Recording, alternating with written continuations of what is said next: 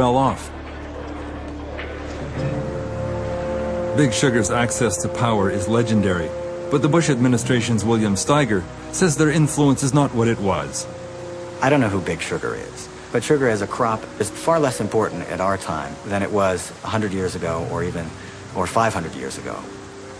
I suspect the Fanjul brothers would be upset with you to hear you say that sugar is no longer important. It seems to play an enormous importance in American political life, contributing substantial funds to presidential campaigns and members of Congress to maintain these extraordinary price supports. I think you could find representatives from any industry, from any agricultural commodity that have contributed in our free and open political system. It's their right to do so.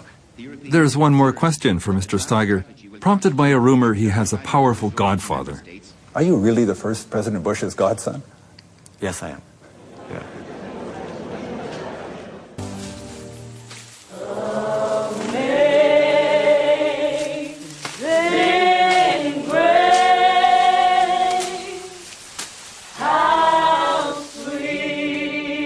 For those who dared to fight Big Sugar long ago, it ended this way, with a coffin at a chapel in the Caribbean.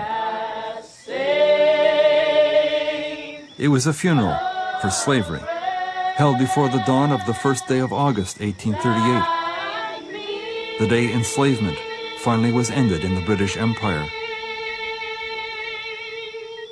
On the stroke of midnight, slaves placed in a coffin a whip, an iron punishment collar, and some slave chains, took it outside and buried it in the churchyard. At the service, there's a portrait of Thomas Clarkson, an old man now, but much honored for a long twilight struggle that had begun at Cambridge University 61 years before.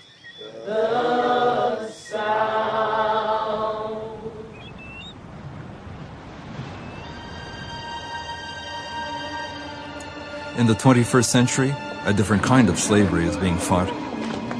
There are 1 billion overweight people on the planet, 300 million of them clinically obese. And in every country, for the most part, they are an underclass. The Big Sugar diet is all they can afford. It enslaves them. To free them, says Marion Nessel, Big Sugar must be prosecuted like big tobacco. It's the only thing that will work. They have extraordinary access to the highest levels of government. They attack the science. They argue in all of the ways that tobacco companies argued that tobacco was a perfectly okay product, and they argue personal responsibility in the same way. They behave like big tobacco. They need to be treated like big tobacco.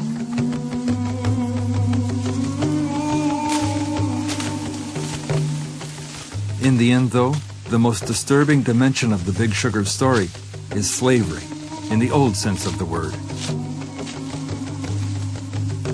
It survives on plantations across the Dominican Republic, where 650,000 Haitians toil in a sugar industry dominated by 3 big companies. They are a people in torment. Families desperately trying to survive.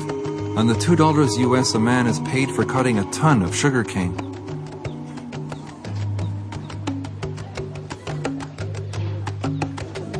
At the company store, the underpaid workers are cheated out of even that meager wage. As a result, most of the men head off for 12 hours of cutting cane, having not eaten. They are hungry all day. De hombre que está trabajando como hambre, comprar la cosa ajena no puede pagar. La gente está mala para mí, para todo el mundo. ¿Cuándo fue que ella murió? Thomas Clarkson would have loved Father Christopher Hartley. En el cielo no se pica caña. Vámonos caminando. The worker's wife, the mother of his 8 children, died 3 hours ago, killed by poverty and oppression on a plantation owned by the Dominican government. The priest has been here for 8 years, agitating to end slavery. Today he's visiting workers on a 240,000-acre estate owned by Florida's Fanjul family.